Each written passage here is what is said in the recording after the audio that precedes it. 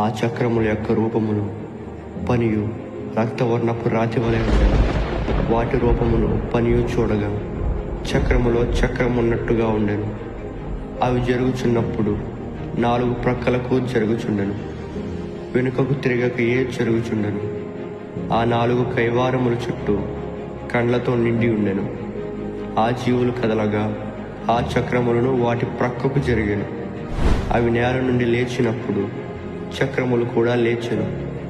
ఆత్మ ఎక్కడికి పోవునో అక్కడికే అది పోవలసిన వైపునకే అవి పోవుచుండెను. జీవుకున్న ఆత్మ చక్రములకును ఉండెను గనుక అవి లేవగానే చక్రములను లేచిచుండెను.